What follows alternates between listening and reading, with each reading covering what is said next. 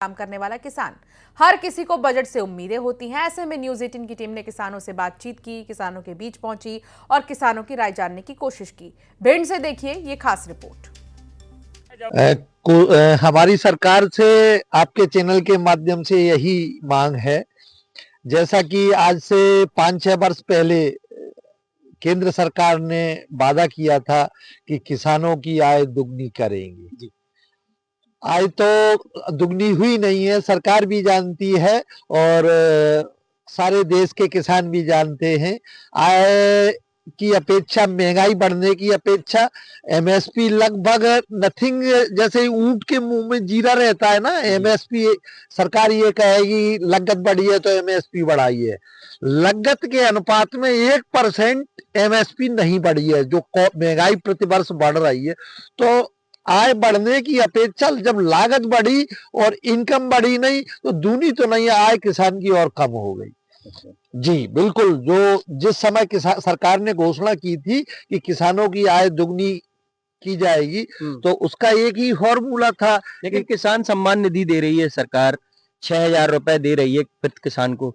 इससे आप लोगों का भरण पोषण या गुजारा कहें, जो भत्ता दे रही है उससे कुछ लाभ मिलता है कि और अधिक उम्मीद आपको लग रही है कि और बढ़ाना चाहिए? जी, मैं ये कहना चाहता हूँ कि ये एक योजना जो किसान सम्मान निधि है, सरकार की स्वागत योग्य योजना है, लेकिन वो पर्याप्त नहीं है। सरकार से मैं ये कहना चाहता हूँ कि इस निधि को बढ़ाया जाए।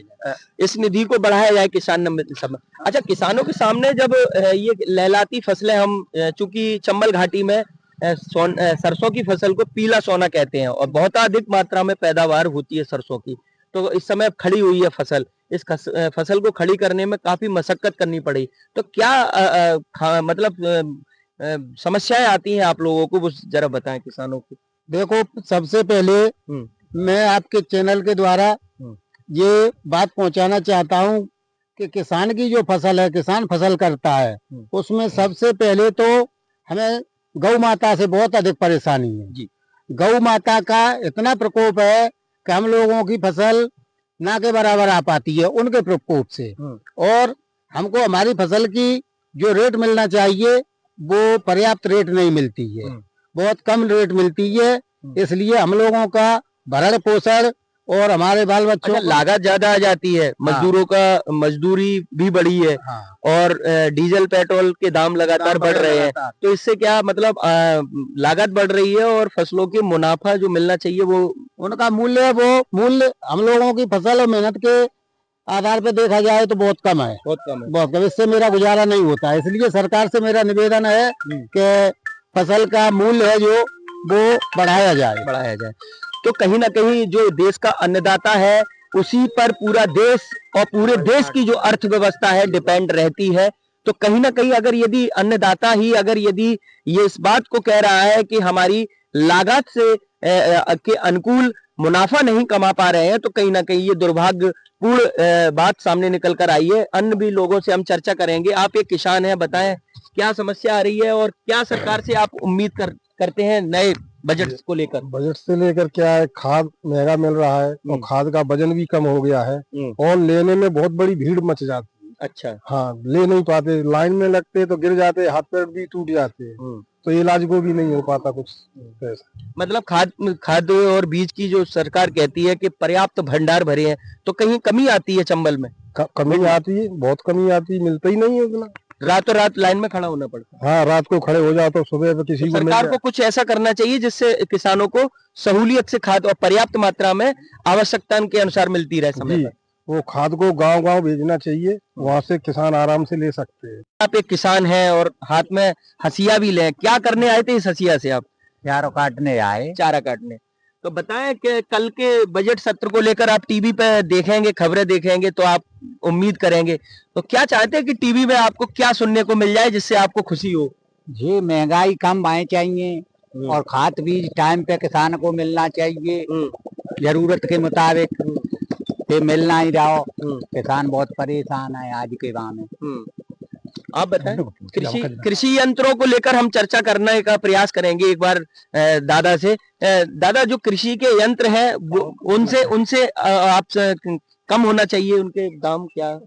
कृषि के दाम कम होना चाहिए, क्योंकि हम लोग खाद देते हैं तो खाद टाइम पर नहीं ले पाते हैं, और खाद के अलावा रात के 12-12 बजे लाइन लगानी पड़ती है हम लोगों को, और उसके बाद भी खाद नहीं मिल पाता है, और पुलिस की लाठियां भी खाने पड़ती हैं हमको, तो मतलब बहुत कष्ट होता है हमको खाद लेने में।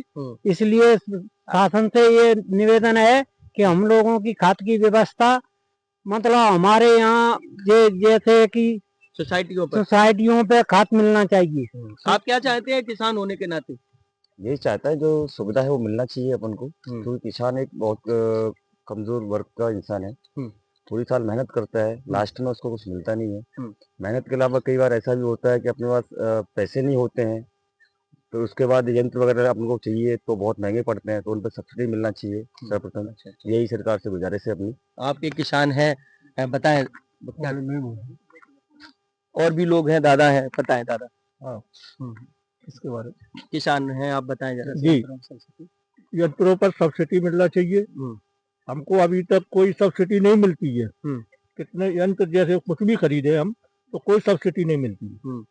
उसमें सब्सिडी मिलना चाहिए। गवर्नमेंट जैसे गवर्नमेंट कहती है कि इस पे सब्सिडी है, या हेरो लेते हैं या कुछ भी लेते हैं, रूटावेटर ले रहे हैं, कुछ भी ले, तो कोई सब्सिडी नहीं मिलती है। कहते जरूर है कि सब्सिडी है इस पे, और कभी मिलती नहीं है। अच्छा, किसानों की आय दुगनी हो और मुनाफा भी ज्यादा हो, इसके साथ साथ कई प्रकार की सरकार योजनाएं भी चला रही है ना? पशुपालन चला रही है, अन्य खाद बीज के लिए और भी चीजें। तो कहीं ना कहीं क्या लगता है कि आपको और क्या सरकार किसान के पास कभी आ नहीं पाती है? बताएंगे जरूर। क्या है कि जो बड़े लोग होते हैं उनके ही पास जाएगी वो। छोटे वर्ग के जो है किसान हैं उनको तो बता दी, उनको कभी मिल नहीं पाती है वो योजना।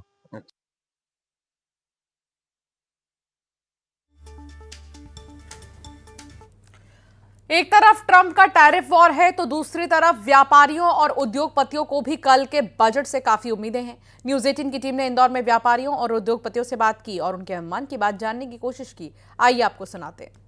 केंद्रीय वित्त मंत्री निर्मला सीतारमण 1 फरवरी को आम बजट पेश करने जा रही हैं। आम बजट से आम जनता के साथ साथ उद्योग उद्यमी और उद्योगपतियों को भी काफ़ी उम्मीदें हैं और हमारे साथ में AIMP के उद्योगपति हैं, सीधे उन्हीं से बातचीत करेंगे। तो आने वाले समय में जो बजट आ रहा है उसमें उद्योगपतियों को बहुत बड़ी उम्मीद है कि एक्सपोर्ट के ऊपर बहुत बड़ी सुविधाएं सरकार देगी और ये देश की ज़रूरत है। और अगर सरकार ऐसा करती है तो निश्चित तौर पर उद्योग जगत अपने आप को काबिल है, बहुत साबित करेगा कि हम कैसे ट्रंप को इस युद्ध में निश्चित तौर पर हरा के दिखाएंगे। ट्रंप टैरिफ को जवाब देने के लिए मोदी गवर्नमेंट का क्या लगता है आपको, क्या होगा सुपर प्लान?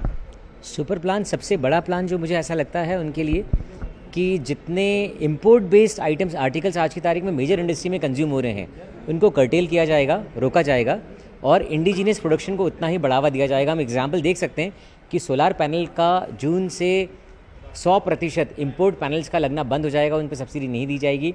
तो ये बड़े मूव हैं, बोल्ड मूव हैं और इसी मूव से भारत को लॉन्ग टर्म में फ़ायदा मिलना है।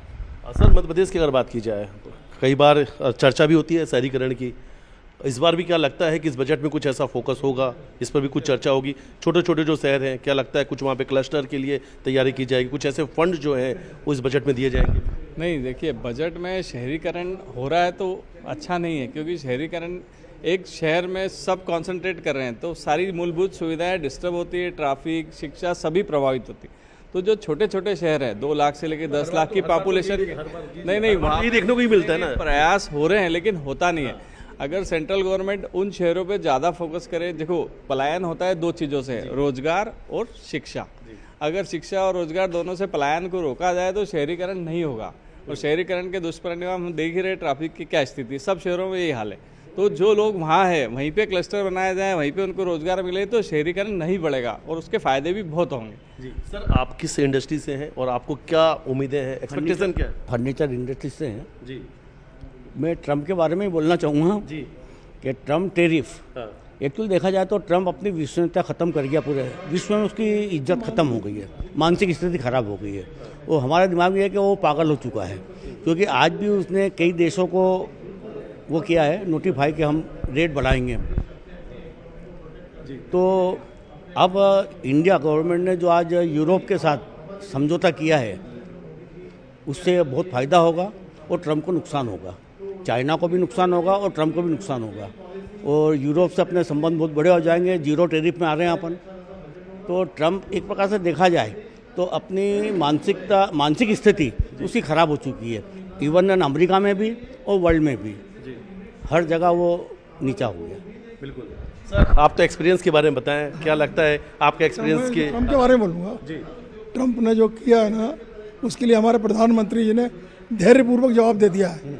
एक तो यूरोपीय यूनियन और गल्फ कंट्री से जो कॉन्ट्रैक्ट हुए हैं, तो हमें ज़रूरत नहीं है कि अमेरिका पर निर्भर रहें, और फिर अफ्रीकन कंट्री से भी हम लोगों ने संपर्क बनाए हमारे प्रधानमंत्री जी ने। तो एक अकेला अमेरिका और बाकी दुनिया हमारे साथ है, हमें कोई फर्क नहीं पड़ता, ट्रंप कुछ भी कर ले, भारत नहीं झुकेगा। धन्यवाद। किस इंडस्ट्रीज पर ज़्यादा फोकस रहने वाला? ऐसा कुछ नहीं है, मेरे ख्याल से सभी इंडस्ट्रियाँ समान होती है, लेकिन इन्होंने जो मास्टर स्ट्रोक अभी खेला है यूरोपियन यूनियन के साथ, जो टाई अप किया है इन्होंने, इससे एक्सपोर्ट की संभावना बहुत ज़्यादा बढ़ जाएगी। क्योंकि मैं यूरोप जा चुका हूँ, मैंने देखा है कि वहाँ छोटी छोटी चीज़ों की बहुत ज़्यादा आवश्यकता होती है, और ये भारत इसमें सक्षम है। भारत के लिए बहुत सुनहरा अवसर है। भारत अगर चाहे तो अपनी जीडीपी के से लेकर एक्सपोर्ट को बहुत अच्छे से मैनेज कर सकता है। इसलिए इसका सभी उद्योगपतियों, चाहे स्मॉल स्केल हो चाहे लार्ज स्केल हो, सभी को इसका उपयोग मिलेगा और लेना चाहिए, लाभ लेना चाहिए इसका।